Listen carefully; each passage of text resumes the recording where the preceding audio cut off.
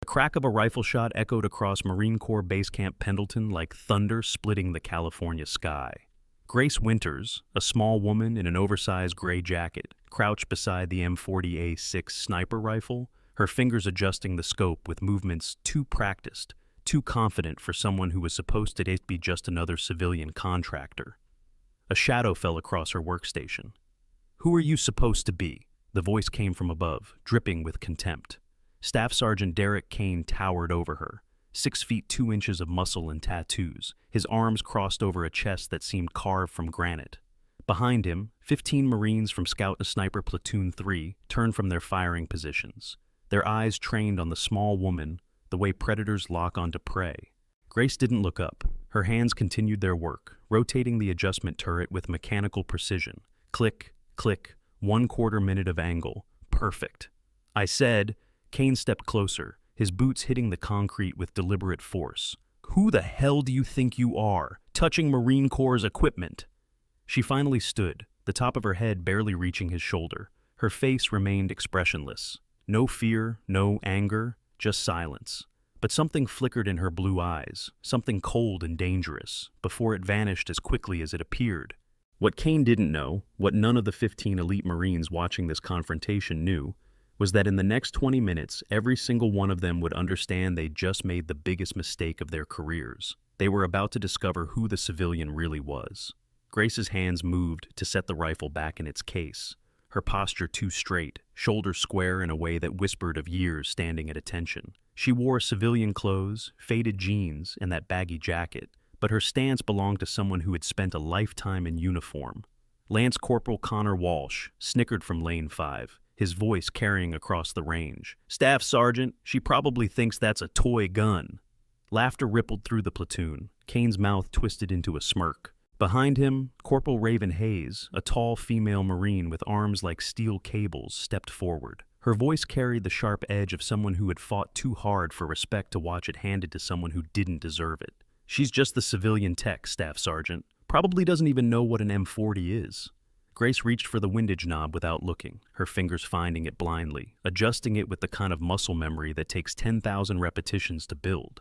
Her hands knew that rifle better than they knew her own face.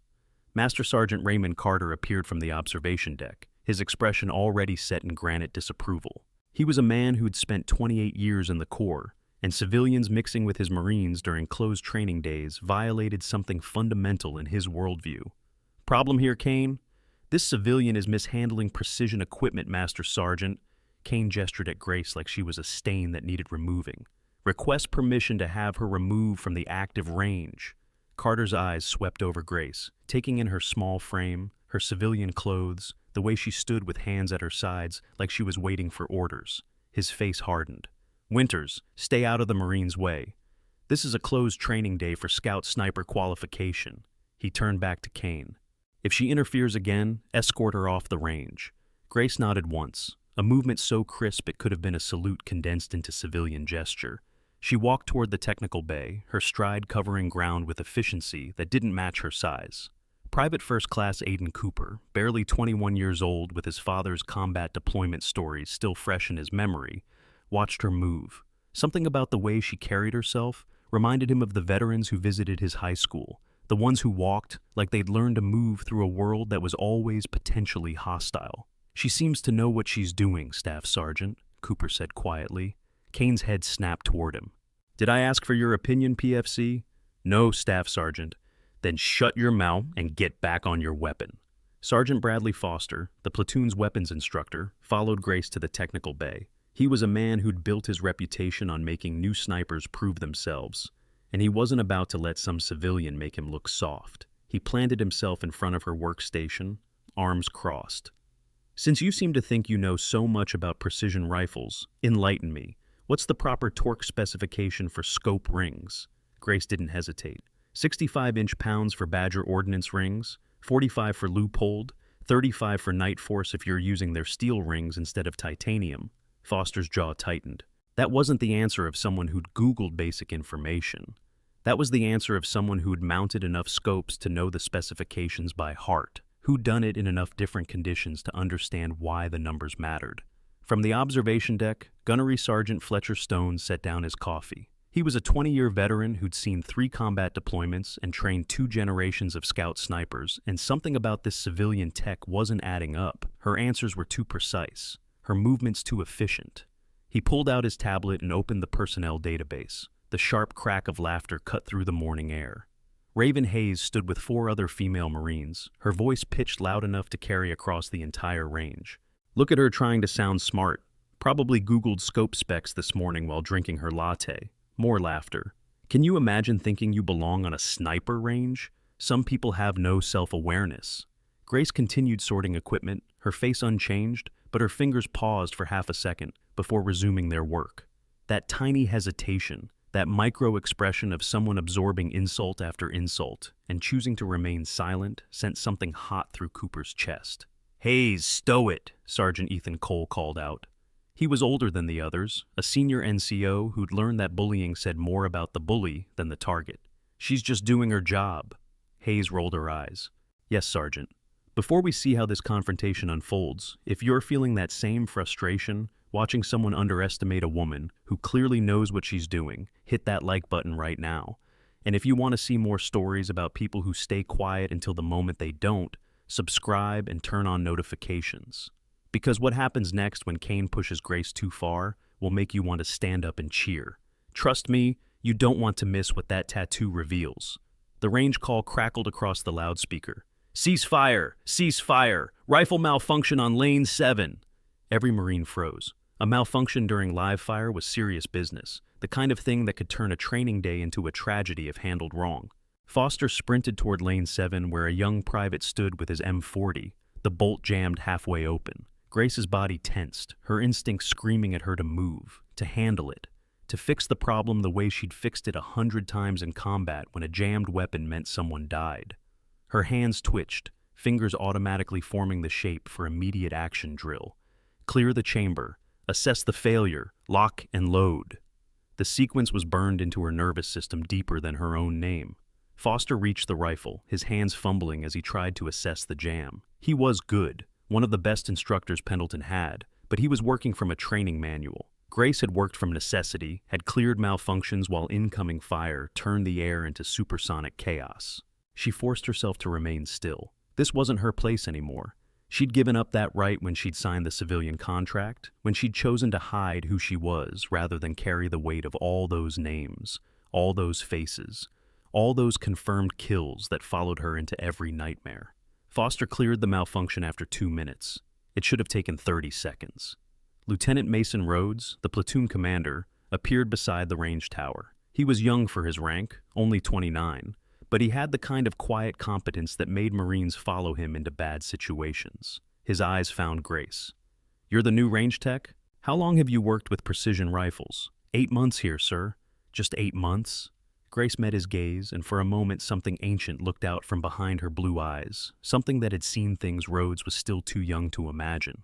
8 months in this position, sir?" Rhodes nodded slowly, filing that careful answer away. She hadn't said 8 months total, she'd said 8 months here. That was the kind of distinction someone made when they were hiding something. Kane materialized at Grace's shoulder, using his size the way a bully always does, stepping into her personal space until he was close enough that she'd have to crane her neck back to meet his eyes. His voice dropped low, meant just for her. "You should request a transfer. This isn't a place for people like you." Grace didn't move, didn't speak, just stood there with that same expressionless mask, absorbing his contempt like she'd absorbed countless rounds of worse.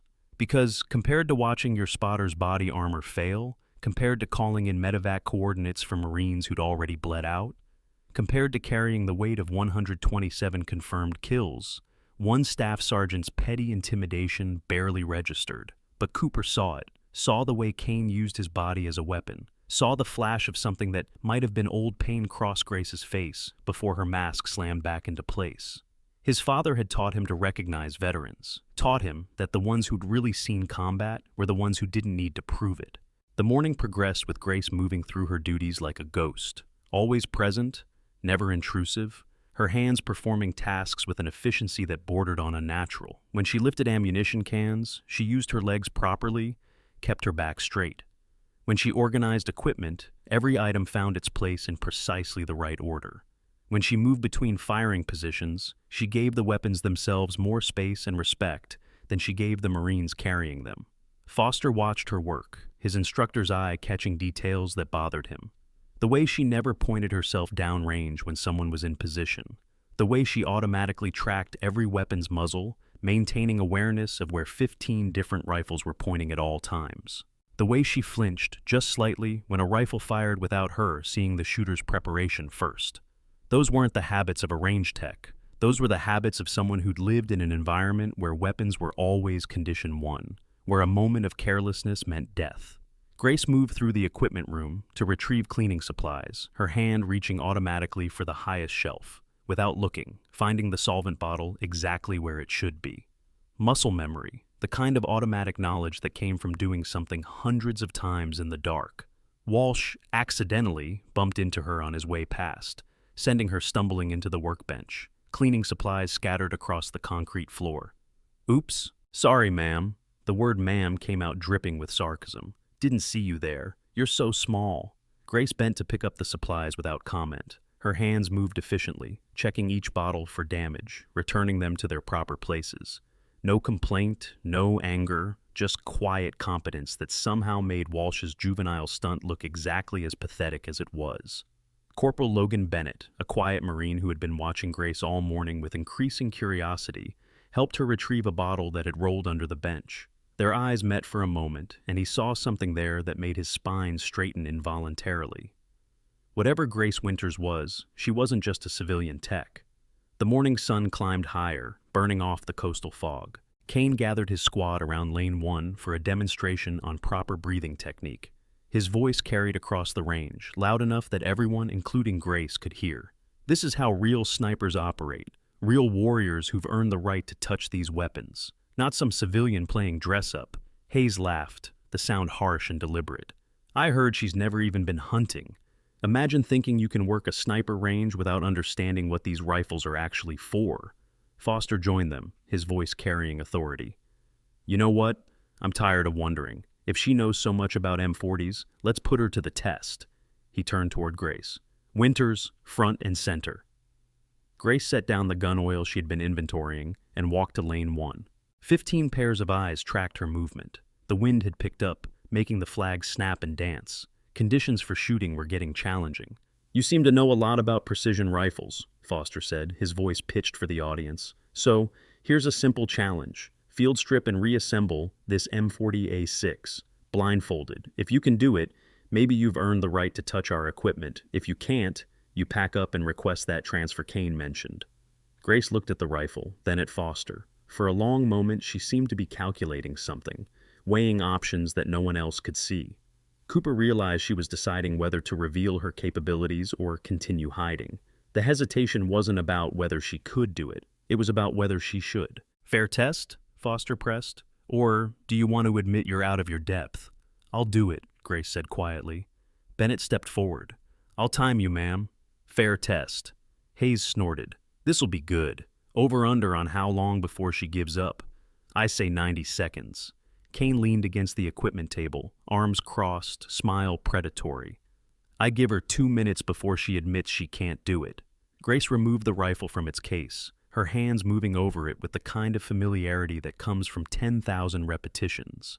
She closed her eyes, shutting out the desert sun, the watching Marines, the weight of expectations. Her world contracted to the weapon in her hands, and the sequence burned into her nervous system. Professional-grade rangefinders with ballistic calculators can measure distances up to 1,500 yards with 0.5-yard accuracy, compensating for wind, temperature, and even air pressure. These devices connect to smartphones via Bluetooth, storing data for hundreds of different ammunition types and environmental conditions. For hunters, competitive shooters, and tactical professionals, this technology transforms a good shot into a perfect shot every single time. The difference between hitting center mass and missing completely often comes down to having the right tools.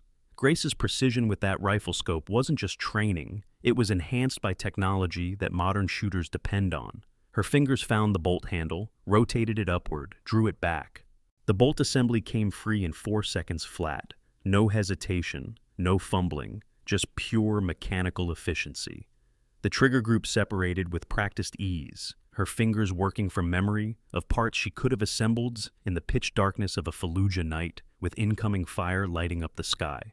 Stock separated, barrel removed, scope rings loosened, every component laid out in perfect sequence.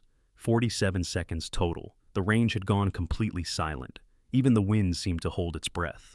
Foster checked his stopwatch, his face carefully neutral. Stone stood up on the observation deck, his coffee forgotten. Grace's hands moved into reassembly. If anything, she moved faster now, the muscle memory fully engaged. Magazine well, trigger assembly, bolt group, each piece finding its home with the certainty of water flowing downhill.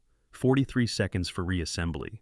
She opened her eyes, cycled the bolt to check function, and handed the rifle back to Foster without meeting his gaze.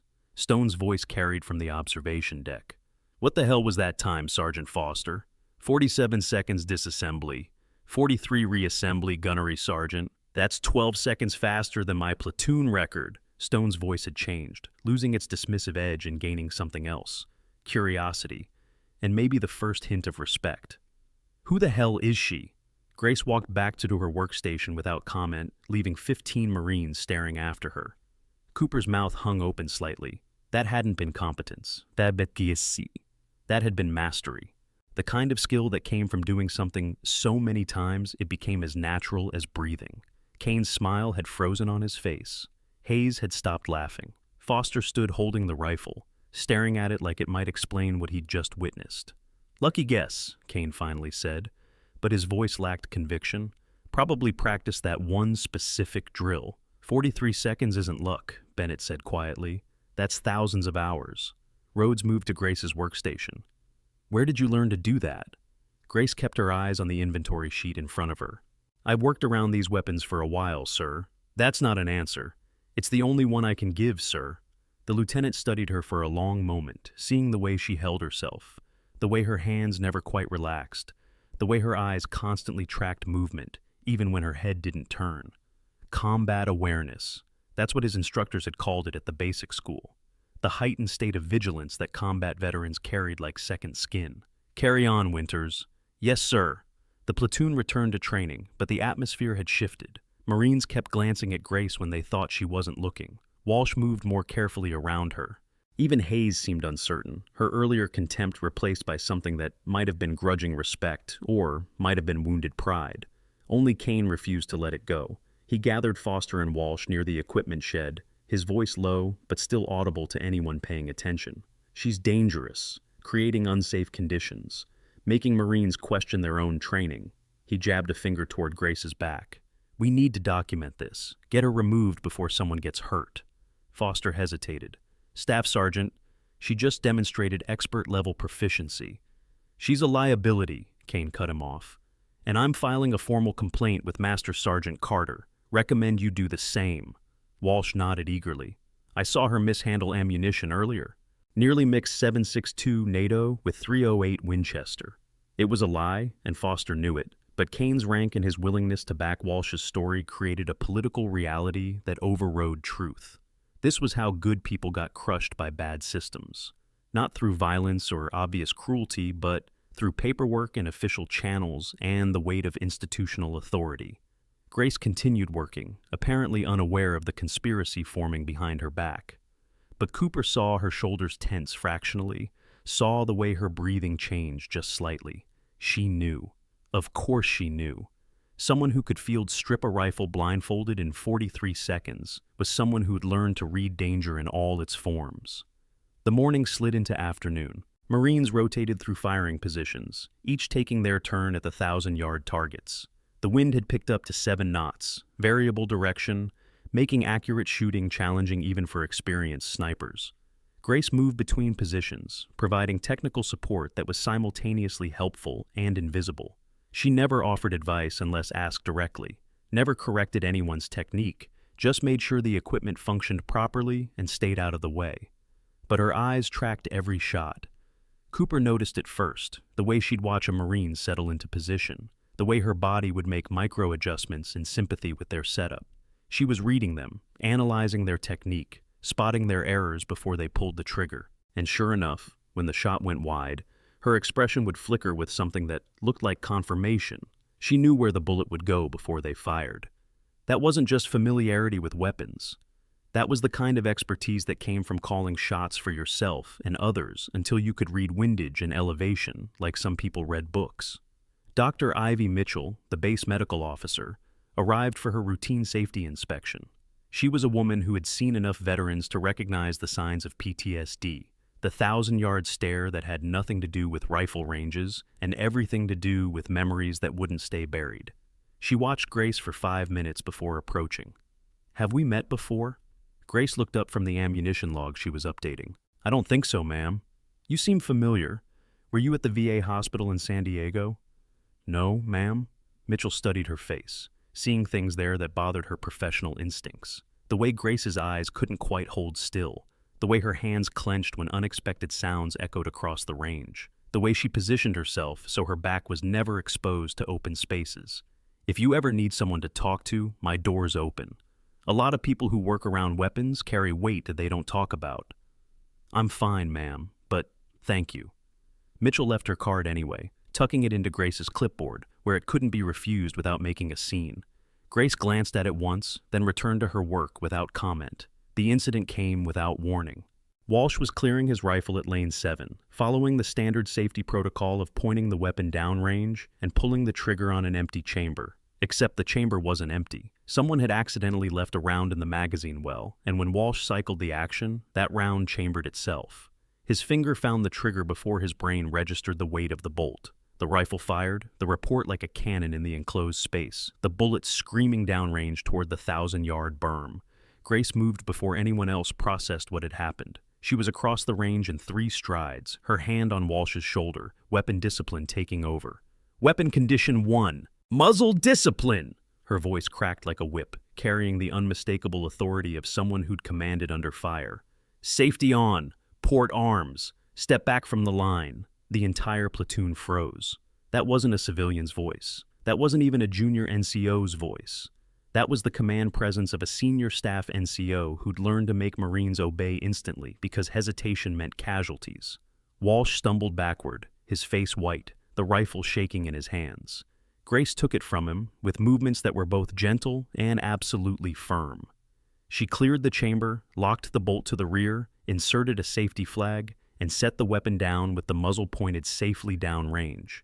Only then did the range safety alarm start wailing. Carter came down from the tower like an angry god, his face purple with rage. "What the hell just happened?" "Accidental discharge, Master Sergeant," Foster reported. Lance Corporal Walsh failed to properly clear his weapon. Carter's eyes found Grace. "And why is a civilian touching a hot weapon?" "She secured it, Master Sergeant," Cooper said before Grace could respond. "Prevented Walsh from making it worse." "I don't care if she prevented World War III. She has no authority to give commands on my range." Carter turned on Grace. "Winters, you're suspended pending investigation.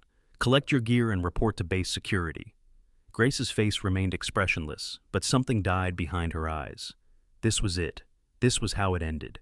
Not with gratitude for preventing a worse accident, but with punishment for breaking the invisible line between civilian and Marine. She nodded once. "Yes, Master Sergeant, if you're on the edge of your seat wondering what Grace is really hiding, leave a comment below telling me what military background you think she has. Special Forces, Intelligence, and don't forget to share this video with someone who loves underdog stories, because what's coming in the next 5 minutes will blow your mind. Grace walked toward the equipment shed to collect her personal items. 15 Marines watched her go, and for the first time, some of them looked uncomfortable with what was happening. Cooper took a half step forward, like he might protest, but Cole's hand on his shoulder stopped him. "Let it go, PFC." "But Gunnery Sergeant, she just saved Walsh from getting someone killed. I know what she did." Stone's voice was quiet, thoughtful. He held up his tablet, the screen showing Grace's personnel file. "I also know what her file doesn't say." Rhodes moved closer. "What do you mean, Gunnery Sergeant?" "Her background check is clean, too clean. No military service listed.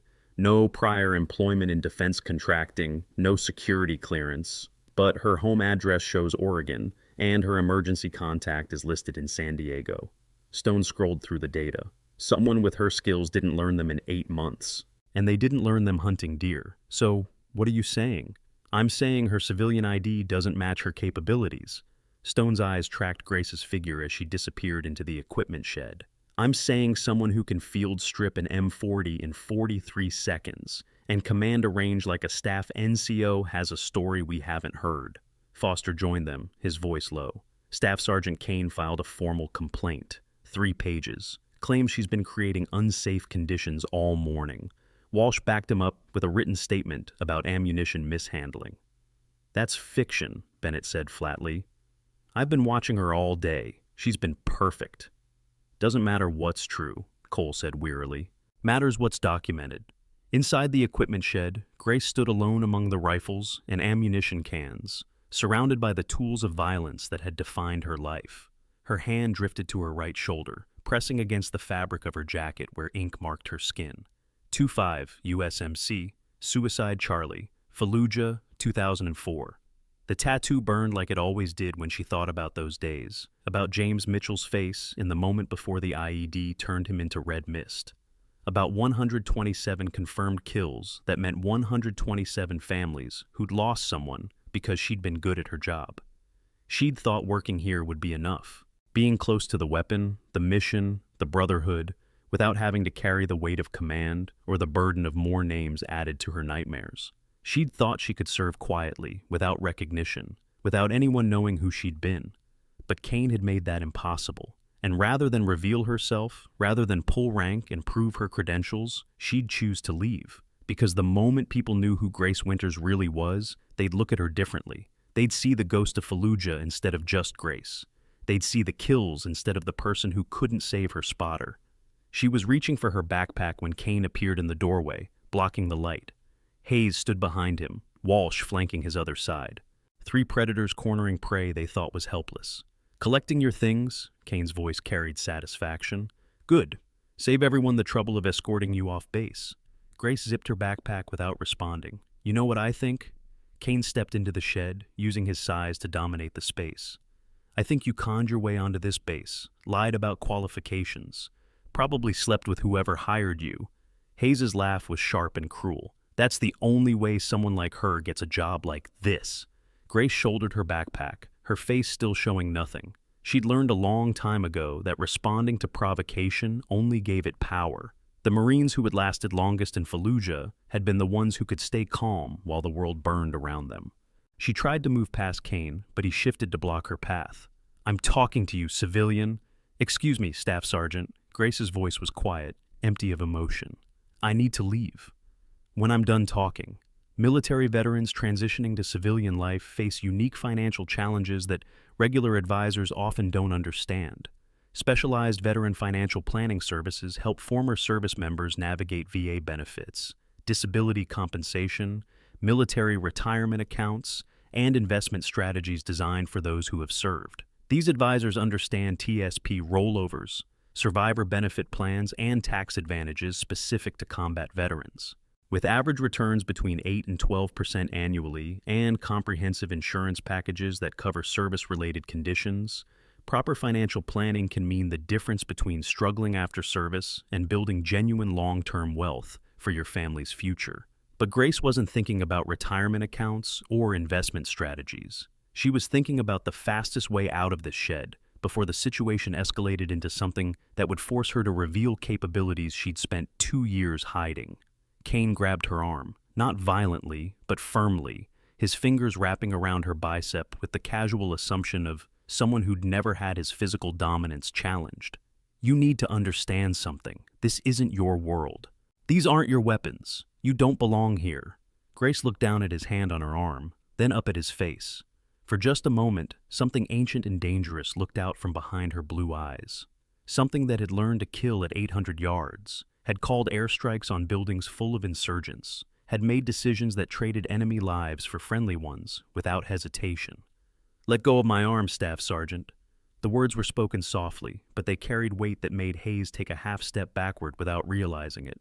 Walsh's smile faltered. Only Kane, too invested in his own narrative of dominance, missed the warning signs. Or what? You'll file a complaint? You're already done here. Last chance, Grace said. Let go. Kane laughed and tightened his grip, pulling her closer. Make me. What happened next occurred in the space between heartbeats. Grace's left hand moved in a blur, her thumb driving into the nerve cluster on the back of Kane's hand, while her right arm rotated outward against his thumb. The grip break was textbook Marine Corps martial arts program, executed with the kind of precision that came for 10,000 repetitions. Kane's hand released involuntarily, his brain processing pain before his pride could override it. Grace pivoted, creating distance, her body automatically falling into a stance that was pure combat readiness. For 3 seconds, everyone froze. Kane stared at his hand, then at Grace, his face cycling through shock, embarrassment, and rage. Hayes and Walsh had both taken combat stances without realizing it, their bodies responding to the sudden demonstration of skill. Grace forced herself to relax, to step out of fighting stance, to become small and civilian again. But the damage was done. They'd all seen it. The speed, the technique, the absolute confidence of someone who'd done that move so many times, it had become reflex. "She just assaulted me," Kane said, his voice shaking with anger. "You both witnessed it. Assaulted a staff NCO. You grabbed her first," Bennett's voice came from the doorway. He stood there with Cooper and Cole, having arrived in time to see the entire exchange. "I witnessed that part, Staff Sergeant." Kane's face went purple.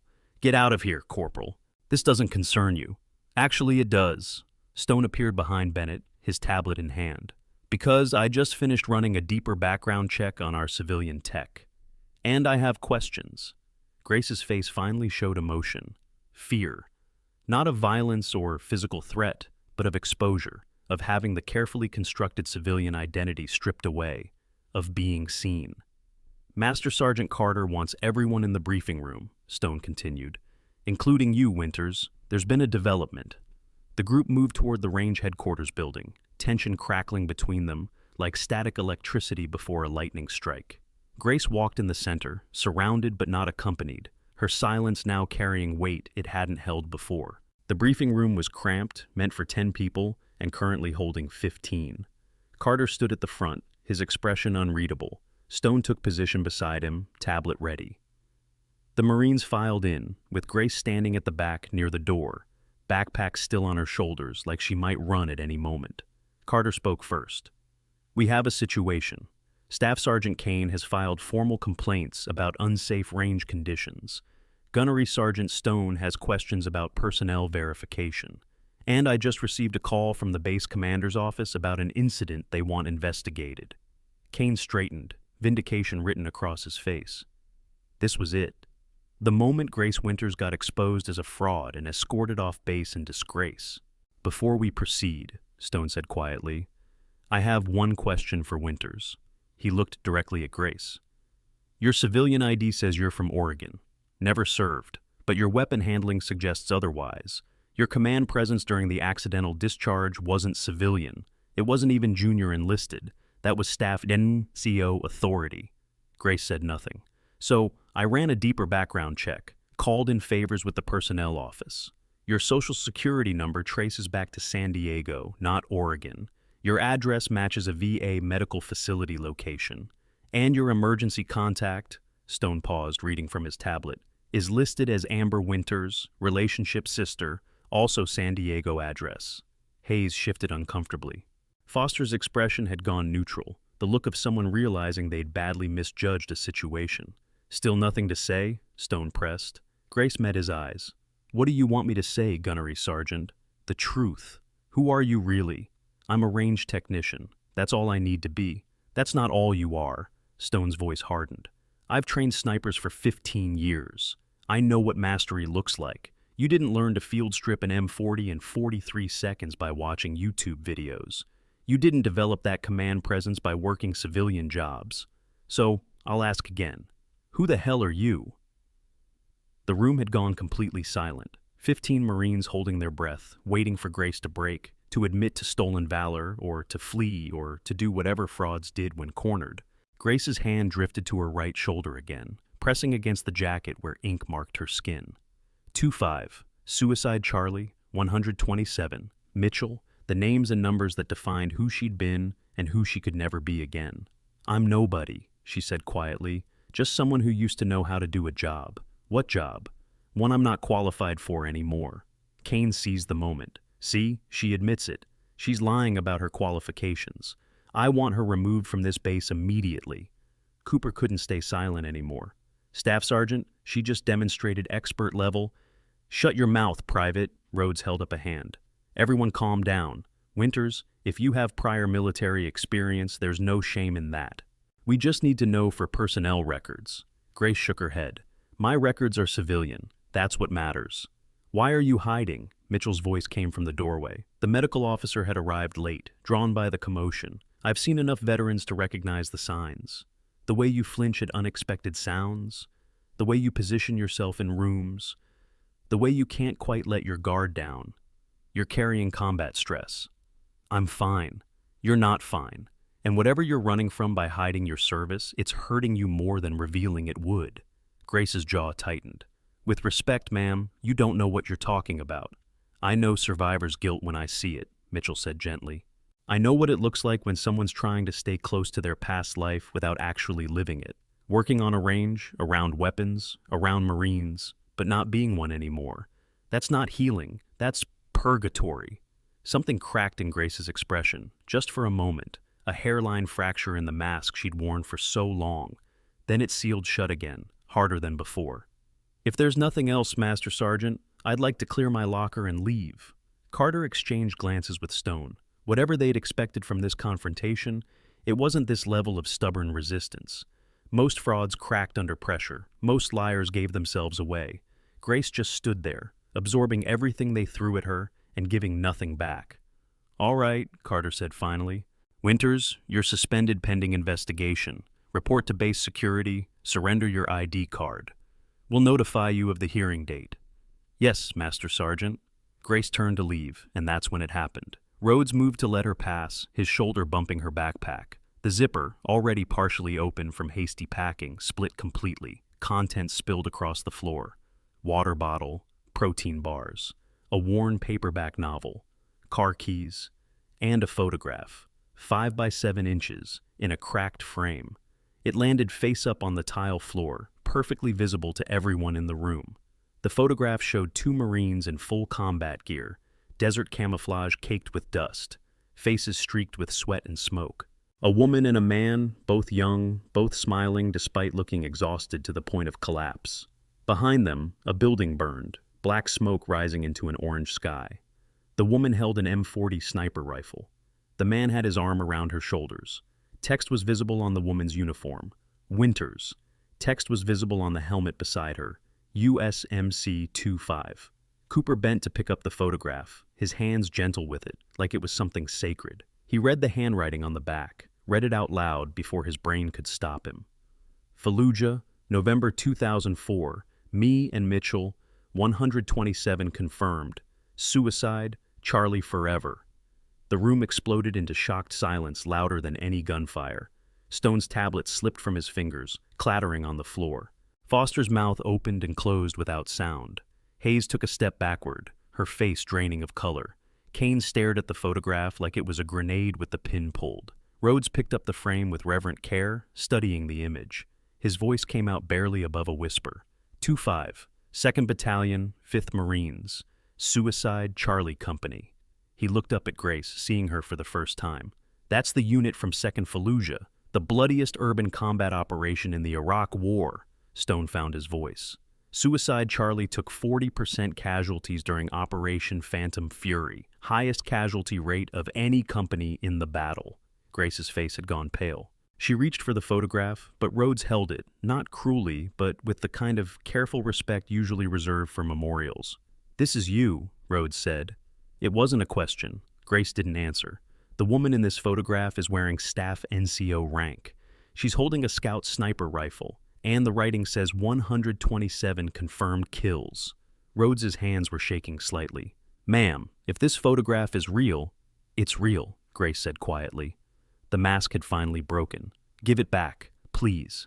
But Stone had retrieved his tablet, fingers flying across the screen, accessing classified databases that required 3 levels of security clearance. His face went white as data populated the screen. Holy cow, he breathed. Holy cow. It's not just real. It's... He looked up at Grace and his entire posture changed. His spine straightened. His hand began to rise toward a salute before he caught himself. Staff Sergeant Grace Winters, Scout Sniper, 2nd Battalion 5th Marines, Purple Heart, Bronze Star with Valor device. 127 confirmed kills during Operation Phantom Fury, November 2004.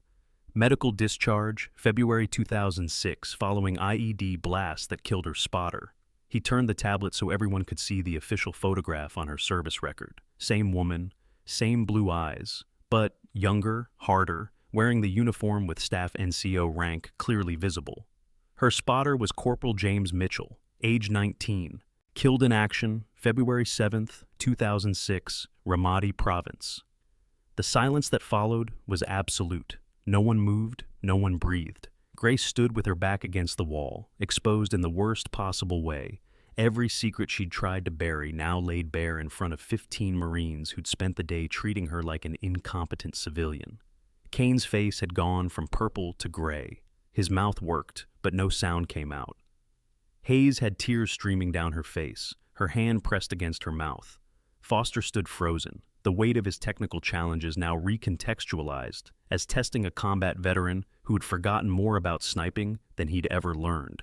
And Stone, 20-year veteran, 3 combat deployments, trainer of 2 generations of scout snipers, slowly straightened to the position of attention. His hand rose in a perfect salute, held with the kind of respect usually reserved for the fallen. "Staff Sergeant Winters," he said, his voice thick with emotion. "Ma'am."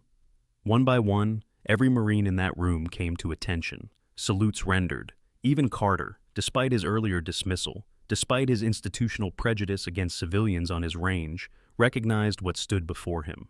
Grace didn't return the salute. Couldn't. She was civilian now, medically discharged, no longer part of the ranks. The rules forbade it, but her shoulders squared, her chin lifted. And for just a moment, Staff Sergeant Grace Winters of Scout Sniper Platoon, 2nd Battalion 5th Marines, Suicide Charlie Company, stood in that briefing room in her full authority. Then the moment passed. She was just Grace again, small, civilian, broken in ways these Marines were still too young to understand. "I need that photograph back," she said quietly. "It's all I have left of him." Rhodes handed it over like he was passing her the Medal of Honor itself. "Ma'am, we didn't know. If we'd known, you would have treated me differently," Grace finished. "That's why I didn't tell you. I didn't want to be treated differently. I just wanted to work, to be close to this without having to carry all of it again." Kane found his voice finally. "Staff Sergeant, I didn't..." He couldn't finish. What apology could possibly suffice for what he'd done? For grabbing her arm? For mocking her? For trying to get her fired? Grace looked at him, and in her eyes was something that made his blood run cold. Not anger, not hatred, just exhaustion. The bone-deep weariness of someone who had seen too much, carried too much, killed too much. "You didn't know," she said. "None of you knew. That was the point." She tucked the photograph carefully into her jacket pocket, zipped it closed. Then she shouldered her backpack and walked toward the door. "Wait," Stone said. "Ma'am, wait. You can't just leave. We need to... There are procedures. I'm suspended, remember? You wanted me off the range. Now I'm off it." "That was before you knew who I used to be," Grace corrected. "But I'm not that person anymore, Gunnery Sergeant. I'm medically discharged. Civilian. That's what my paperwork says, and that's what I am." She reached the door, paused with her hand on the frame. "For what it's worth, you're training them well. They'll do fine in combat. Just tell them..." Her voice caught. "Tell them to remember their brothers, the ones who don't make it back. Don't let anyone forget them." Then she was gone, walking across the range toward the parking lot, leaving 15 Marines standing in shell-shocked silence. Cooper broke first. "We have to do something. We can't let her just leave after..." "After what?" Cole asked gently. "After we bullied her all day? After we questioned her competence? After Kane grabbed her and Hayes mocked her and Walsh tried to sabotage her?" Guilt settled over the room like smoke. Rhodes turned to Kane. "You're confined to quarters pending investigation. What you did today, grabbing a superior NCO, filing false complaints about a decorated combat veteran, that's not just conduct unbecoming. That's potentially assault." Kane nodded numbly, unable to meet anyone's eyes. "Hayes, Walsh, you're both on report. Master Sergeant Carter, I'm requesting a formal investigation into how this situation was handled. Carter's face was stone, but he nodded. Agreed, Lieutenant. Stone was still staring at his tablet, reading through Grace's service record. 127 confirmed kills. Phantom Fury was only 6 weeks long. That's more than 3 kills per day in the worst urban combat since Hugh City. Foster's voice was hollow. And I made her field strip a rifle blindfolded to prove herself. We all did things we should be ashamed of today, Cole said. Question is, what do we do about it now? Rhodes looked out the window at Grace's retreating figure. We find a way to make this right. But Grace was already gone, disappeared into the California sunshine, carrying her photograph and her secrets and her 127 confirmed kills back into the civilian world where no one would know who she was or what she'd done or what she'd lost. The ghost of Fallujah had vanished again, and 15 Marines stood in the wreckage of their own prejudice, understanding too late what they'd destroyed. Grace's truck sat in the far corner of the parking lot, a battered Ford Ranger that had seen better decades. She threw her backpack in the passenger seat and stood there, keys in hand, staring at the range complex behind her. 8 months of careful invisibility destroyed in one morning. Her phone buzzed. Unknown number. She ignored it.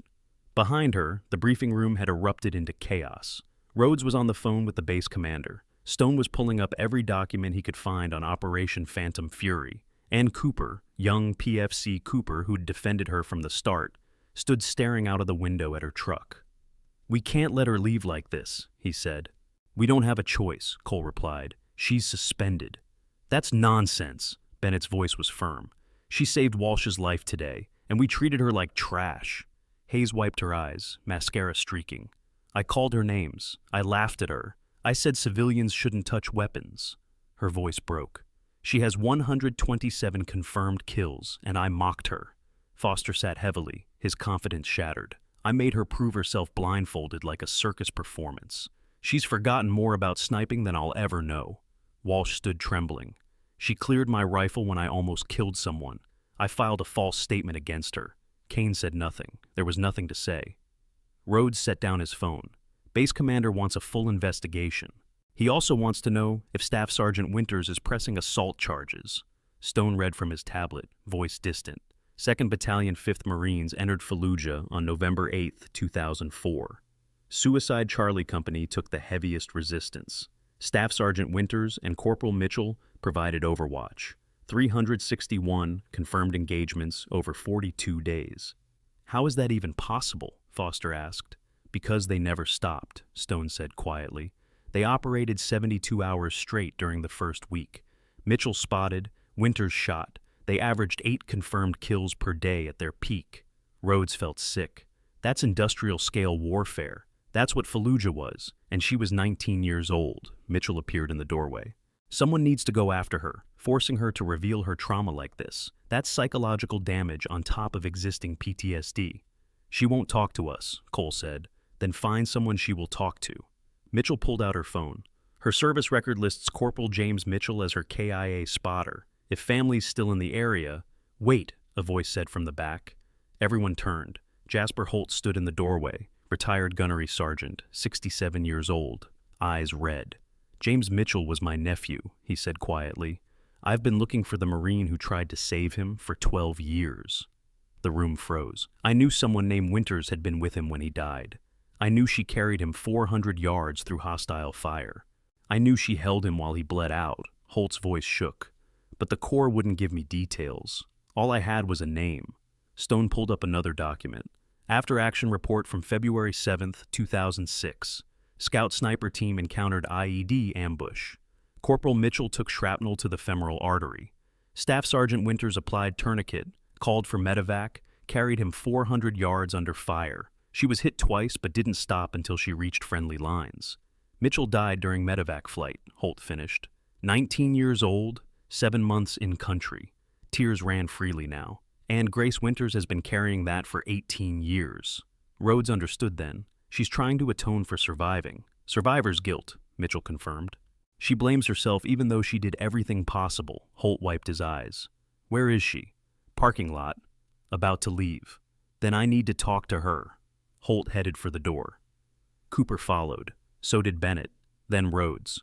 One by one, the entire platoon filed out toward the parking lot.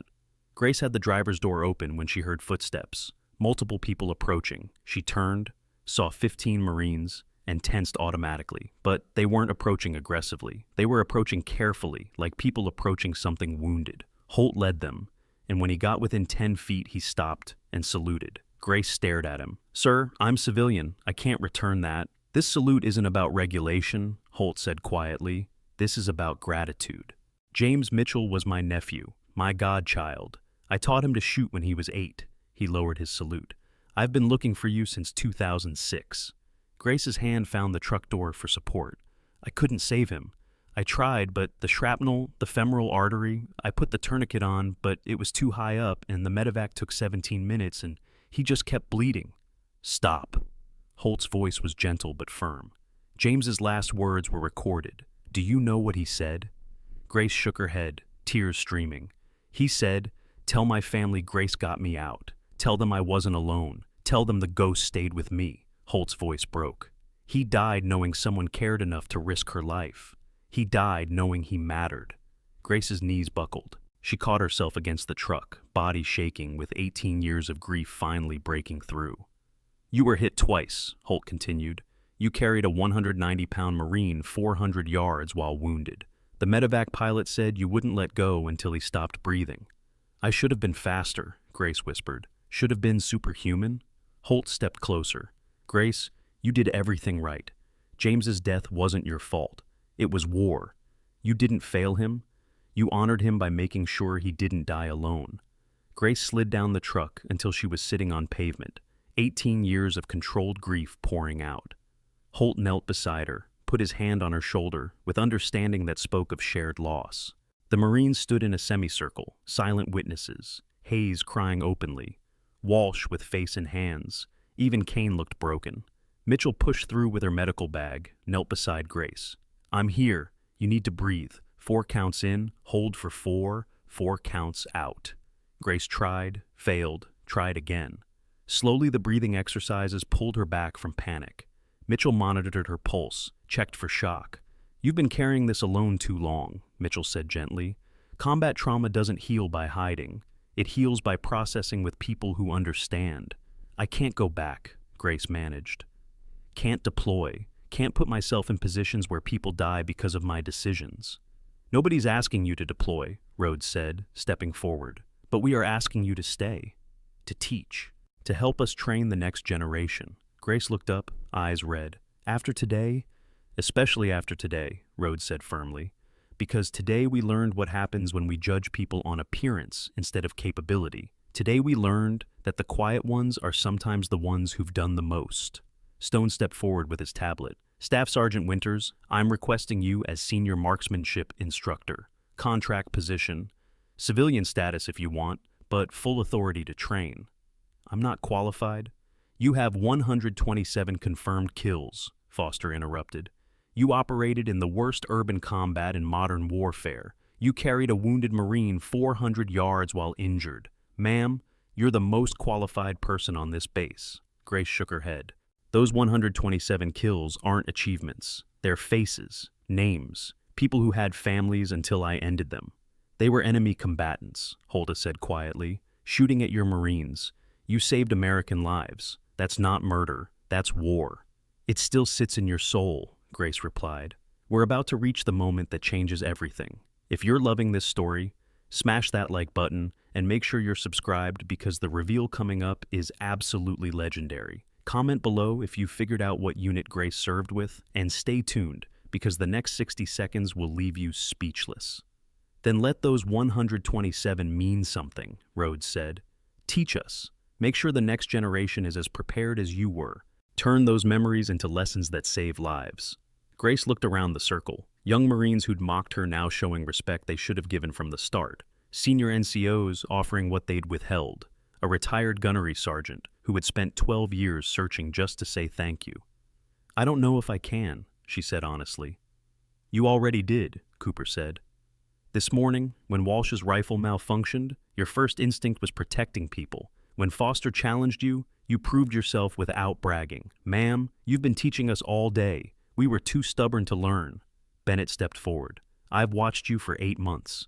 Every piece of equipment you touch works better. Every Marine you advise improves. You've been making us better this whole time, Hayes found her voice. I'm ashamed of how I treated you. If you stay, I'll do everything to make this right. Walsh was shaking. I filed false reports. I sabotaged you. And when my rifle malfunctioned, you saved my life anyway. His voice broke. I don't deserve forgiveness, but I'm begging for the chance to earn it. Grace looked at Kane. He stood at the back, unable to meet her eyes. Staff Sergeant Kane, she said quietly. He flinched but stepped forward. Ma'am, you grabbed me, filed false complaints, tried to intimidate me physically. Why? Kane's mouth worked. Finally, because I felt threatened. You didn't fit my idea of what belonged on a range. You were small and quiet, and I thought that meant weak. And now? Now I understand I confuse silence for weakness, humility for incompetence. His voice shook. Ma'am, what I did was assault. Conduct unbecoming. If you want to press charges, I'll accept consequences. Grace studied him. In his face, she saw every Marine who'd underestimated her, every commander who'd doubted her, but also genuine shame, understanding of failure. I don't want to press charges, she said finally. Relief flooded Kane's face. But I want you to understand something. Respect isn't something you give based on rank or credentials. Respect is what you give every person until they prove they don't deserve it. You treated me like garbage before knowing anything about me. That's not a military failure. That's a human failure. Yes, ma'am. If I stay, if I teach, you're going to learn that the deadliest warriors are often the quietest ones. That the most dangerous people are the ones who don't need to prove it. That real strength is knowing when not to use power. Kane nodded, unable to speak. Carter emerged from headquarters, having watched from his window. Staff Sergeant Winters, Master Sergeant Raymond Carter, I owe you an apology. I allowed personal bias to override judgment. I suspended you without investigation. I enabled harassment on my range. Grace waited. I'm recommending you be offered permanent position as senior marksmanship instructor with full authority. I'm also recommending Staff Sergeant Kane face Article 15 proceedings, that Corporal Hayes and Lance Corporal Walsh receive formal counseling, and that all personnel undergo respect training. Master Sergeant, these actions are non-negotiable, Carter interrupted. What happened violated core values. The failure is ultimately mine. I should have recognized your capabilities immediately. Grace saw the weight he carried now. Master Sergeant, I appreciate that, but I need time to think. Take 72 hours. Base commander will hold the position. When facing disciplinary action or legal issues in military contexts, having representation that understands both military law and veterans' rights is critical. Specialized military legal services assist with everything from Article 15 hearings to discharge upgrades and VA disability appeals. These attorneys understand UCMJ procedures, medical board processes, and how to fight wrongful accusations. With success rates above 85% in discharge upgrade cases and comprehensive knowledge of veterans' benefits law, proper legal representation can protect your career, your benefits, and your future. Don't face military bureaucracy alone when expert help is available. Holt touched Grace's arm gently. Will you meet James's family? His mother's wanted to thank you for 12 years. Grace's breath hitched. I don't know if I can face them. You already faced enemy fire for their son. Facing his mother is the easy part. Grace looked at Mitchell's photograph in her jacket. When? Tomorrow. They live in Oceanside, 20 minutes from here. Tomorrow, Grace deceded. Rhodes cleared his throat. Staff Sergeant, if you decide to stay, we'd like you to conduct final qualification. Show us what Scout Sniper Standard really means.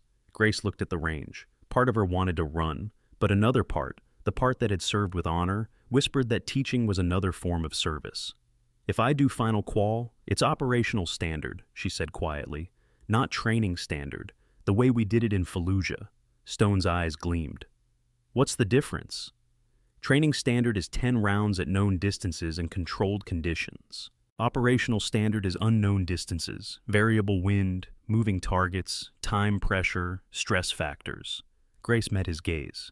It's what you'll face downrange. Deal, Rhodes said immediately. When? Give me 3 days. I'll design the course. Grace straightened, looking like Staff Sergeant Winters instead of just Grace. But if I'm doing this, we do it right. Scout Sniper Standard or nothing. Exactly right, ma'am. The group dispersed, but Cooper lingered. Staff Sergeant, thank you for not giving up on us.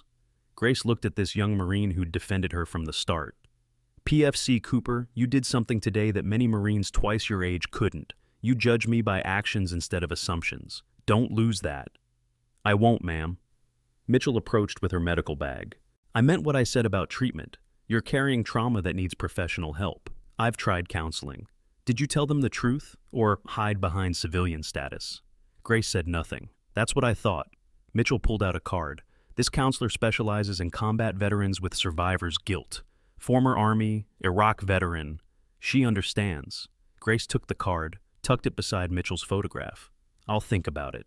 Don't think too long. PTSD doesn't improve with age. And working on a range, surrounded by gunfire, that's not healing. That's exposure therapy without the therapy. Maybe I need the exposure. Or maybe it keeps you trapped in 2004. Mitchell's voice softened. Grace, surviving combat and living after combat are different things. You've survived 18 years. It's time to start living. The words hit hard. She'd been surviving, going through motions, existing between past and future she couldn't envision. 72 hours, she said. I'll decide in 72 hours. As the sun descended toward the Pacific, Grace stood alone in the parking lot, watching the platoon return to training. They moved differently now, spoke differently, carried themselves with new awareness that respect was earned, but dignity was owed. Her phone buzzed. Same unknown number. This time she answered. Staff Sergeant Winters? The voice was male, authoritative, senior officer cadence. I'm civilian now, just Grace Winters. Ma'am, this is Colonel James Anderson, Marine Special Operations Command. We have a situation requiring your specific expertise. Grace's heart sank. Sir, I'm medically discharged. I can't deploy. This isn't deployment. Training. We're running urban combat exercise for MARSOC operators. We need someone who understands Fallujah-style warfare better than anyone alive. Sir, there are plenty of Fallujah veterans. Not with your record, ma'am. 127 confirmed kill losses in 6 weeks of continuous combat. You understand room-to-room clearing, overwatch in dense urban terrain, counter-sniper operations, sustained operations under constant threat. Grace closed her eyes. Sir, I left that behind for a reason. I understand, but, ma'am, we have operators deploying to environments that mirror 2004 Fallujah. Without training from someone who lived it, we're sending them in less prepared. You're asking me to teach people to do what I did. I'm asking you to teach people to survive what you survived. Training only, no deployment, no combat, knowledge transfer that could save lives. Grace thought about Mitchell's face before the IED, about the 127, about 18 years carrying weight alone. How long?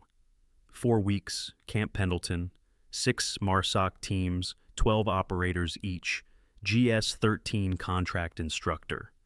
I need to think about it. We need an answer by Friday. Exercise starts in 2 weeks. Grace looked at the range, at the life she'd built in hiding, then at Mitchell's photograph, his young face smiling despite exhaustion. I'll call Friday, sir.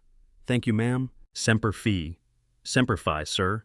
She ended the call and stood in golden California afternoon, caught between past and unexpected future. MARSOC wanted her knowledge. Pendleton wanted her as instructor. Mitchell's family wanted closure. And somewhere deep inside, buried under 18 years of guilt, Grace Winters wanted to matter again. If that reveal just gave you chills, you're not alone. Drop a like if you love seeing bullies get what they deserve. And subscribe for more incredible military stories.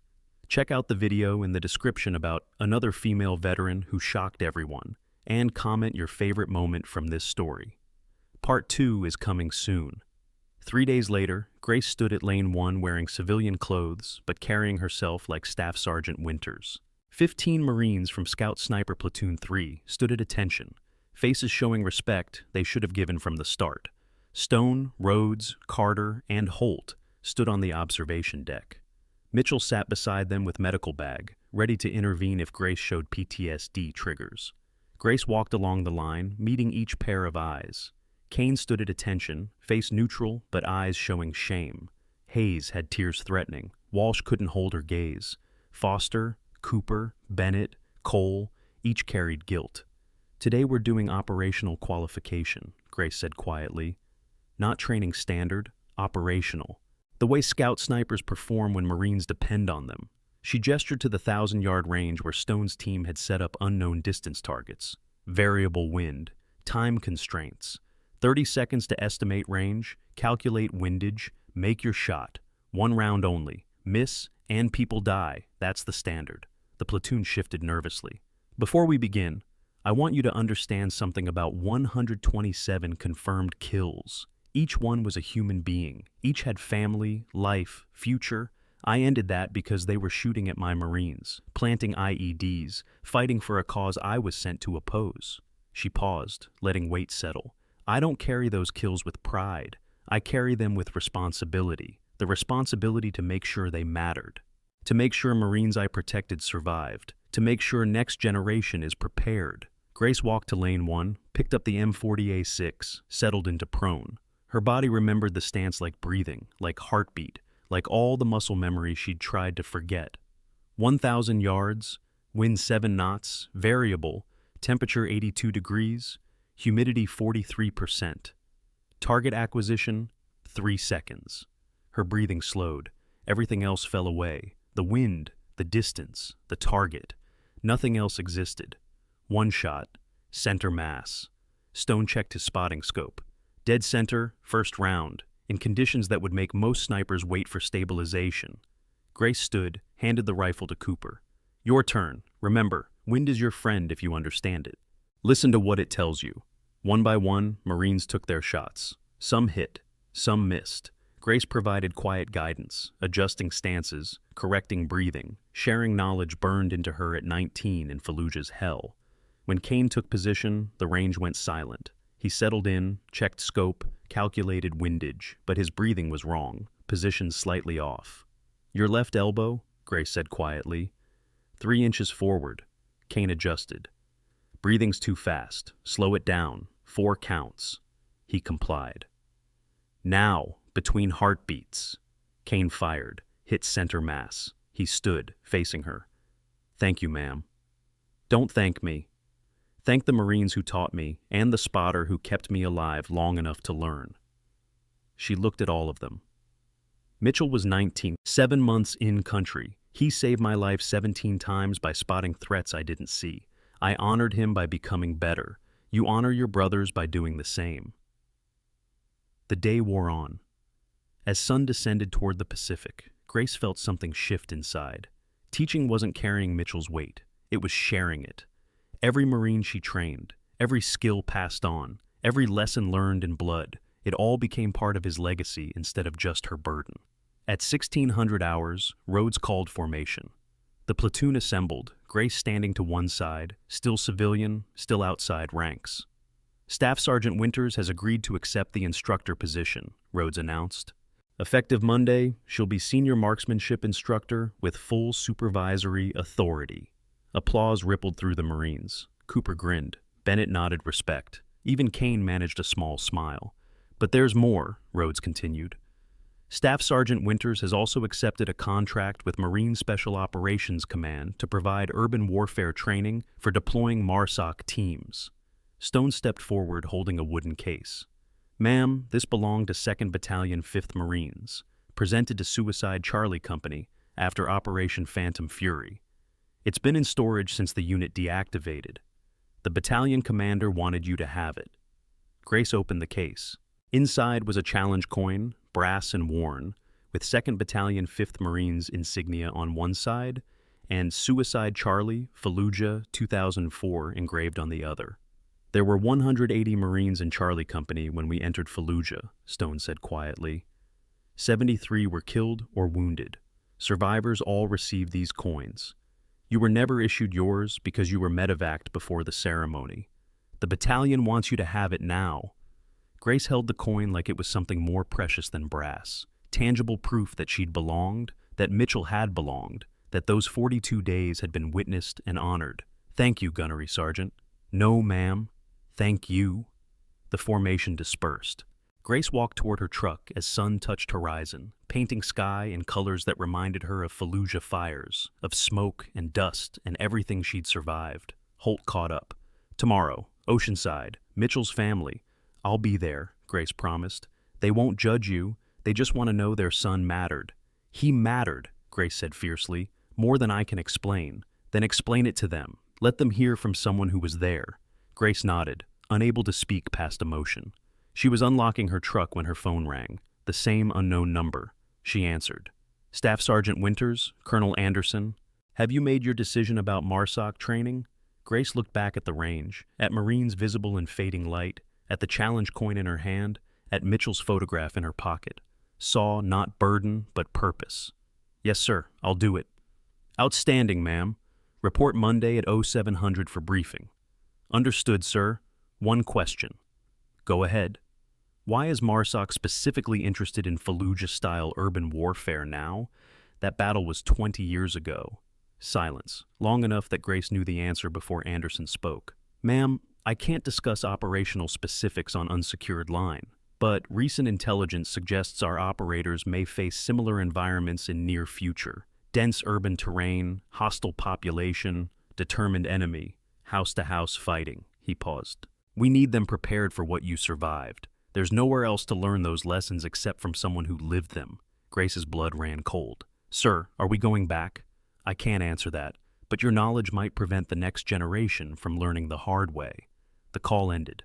Grace stood in the parking lot as darkness fell, holding phone and challenge coin and photograph, understanding with sudden clarity that the past 18 years hadn't been running from Fallujah. They'd been preparation for returning to it, not physically, but by teaching others to survive what she'd survived.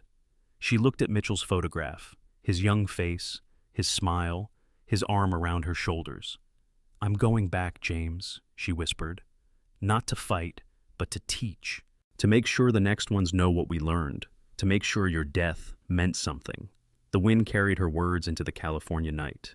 Grace drove home with windows down, letting ocean air wash over her.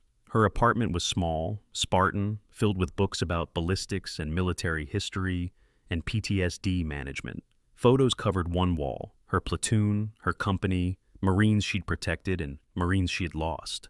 She added the challenge coin to the shadow box on her desk, placing it beside her Purple Heart, her Bronze Star, her discharge papers.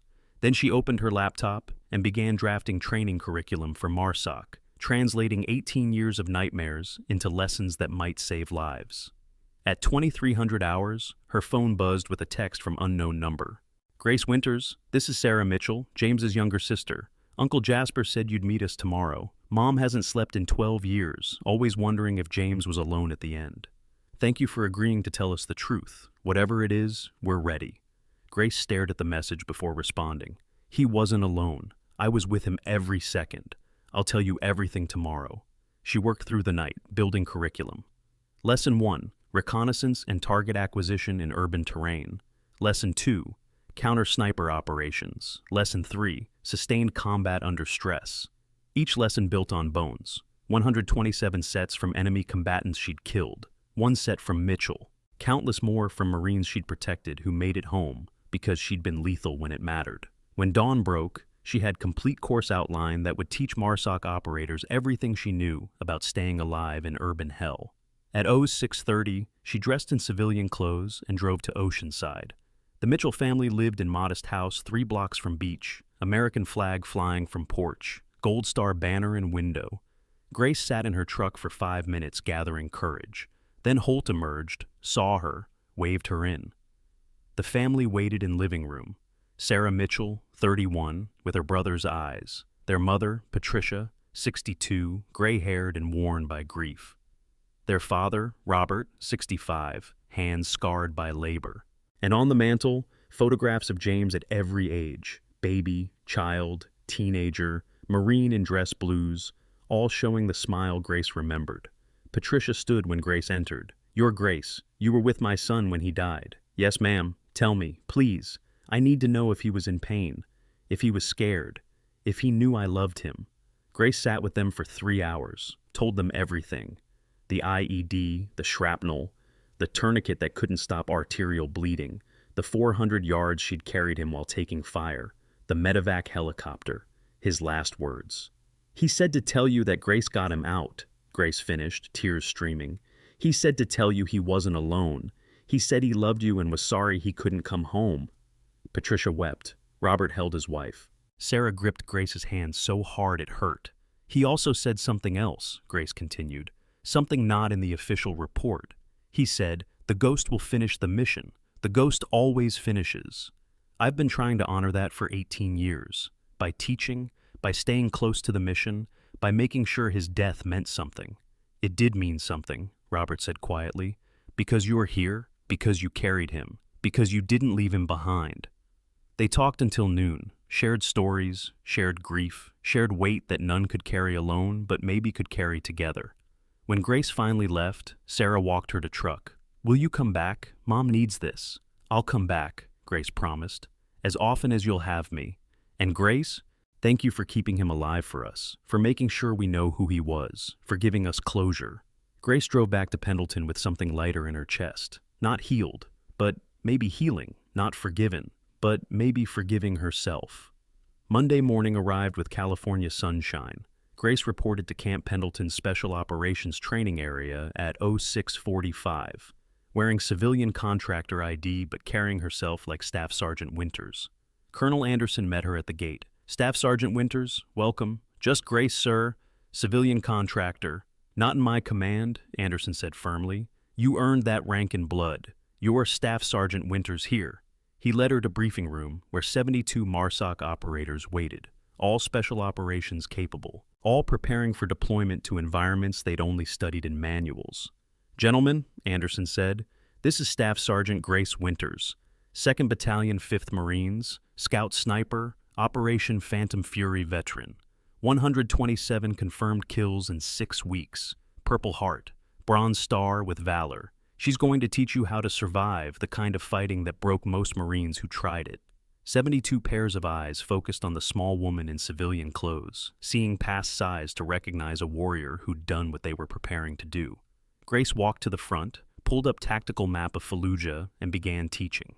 "Urban warfare isn't about firepower," she said quietly. "It's about position, patience, and understanding that every window is potential threat, every doorway is fatal funnel, and every civilian might be hiding an insurgent. This is what we learned in November 2004. She taught for 8 hours straight. Operators took notes, asked questions, absorbed lessons written in Marine blood 18 years ago. At 1600 hours, Anderson dismissed the class. But Grace stayed, staring at Fallujah map, remembering every building, every street, every firing position where she and Mitchell had kept their Marines alive. "Staff Sergeant," Anderson's voice was gentle. "You did well today." "Sir, why did you really bring me here? What's happening that requires this specific training?" Anderson was quiet for a long moment. "Ma'am, the situation in the Middle East is deteriorating. Intelligence suggests we may need operations in dense urban environments against determined adversaries. Nothing's confirmed, but MARSOC wants operators who understand what that fighting costs." "It costs everything," Grace said quietly. "Your humanity, your innocence, your belief the world makes sense. It costs watching brothers die, making impossible choices, killing people who are also someone's family. It costs sleep and peace, and the ability to hear fireworks without dropping to the ground." "I know," Anderson said. "That's why you're the right person to teach it. You understand the cost." Grace looked at the map one more time. Fallujah. The city that had shaped her, broken her, made her into something more and less than human. The city she'd left 18 years ago, but never really escaped. "If they deploy there, sir, then they'll go better prepared than we were in 2004. Because of you." Grace nodded slowly, understanding her role now. Not warrior anymore, but keeper of knowledge, translator of horror into lessons, bridge between past and future. At 2100 hours, her phone rang. Unknown number again. "Staff Sergeant Winters?" "Speaking." "Ma'am, this is Colonel Anderson again. Something's come up, something urgent." Grace's heart sank. "Sir?" "We just received classified intelligence. There's a situation developing in the Middle East. Urban environment, hostile population, American forces potentially surrounded. It's starting to look like..." He paused. "It's starting to look like Fallujah, ma'am. Sir, I'm medically discharged. This isn't deployment, but we need your knowledge immediately. Real-time consultation, tactical advisory, no combat, just experience helping us prepare a response. Grace closed her eyes, hearing Mitchell's last words. The ghost will finish the mission. How soon, sir? Tomorrow. 0600. Classified briefing. This one's big, ma'am. This one might be the next Fallujah. Grace touched Mitchell's photograph in her pocket. I'll be there, sir. Thank you, Staff Sergeant. One more thing. Sir? Bring your spotter's photograph. The Marines planning this operation, they need to see who they're trying not to become. They need to see what Fallujah cost. They need to see James Mitchell's face. And remember that every tactical decision affects real people with real families. Yes, sir. I'll bring it. She ended the call and sat in darkness, understanding finally settling over her like a uniform she'd thought she'd never wear again. She wasn't running from Fallujah anymore. She was returning to it, not physically, but through teaching, through memory, through hard-won knowledge that might prevent the next generation from paying the same price. The ghost of Fallujah wasn't haunting the past anymore. She was shaping the future.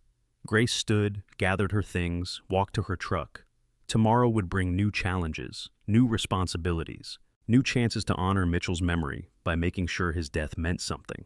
But tonight, she was just Grace, small, civilian, carrying 127 confirmed kills and 18 years of survivor's guilt and a challenge coin from Suicide Charlie Company and a photograph of a 19-year-old Marine who'd believed she'd finished the mission. And she was finally beginning to understand that the mission wasn't combat anymore. The mission was living. The mission was teaching. The mission was making sure next Marines who faced urban hell were as prepared as possible. The mission was honoring the dead by serving the living. Grace Winters drove into the California night, heading home to prepare for tomorrow's briefing, carrying her ghosts not as burdens anymore, but as purpose. The ghost of Fallujah was finally at peace. But her war, the war to prepare others, to teach what she'd learned, to translate horror into lessons that might save lives, that war was just beginning. And Staff Sergeant Grace Winters, Scout Sniper, Suicide Charlie Company, 127 confirmed kills, was ready to fight it.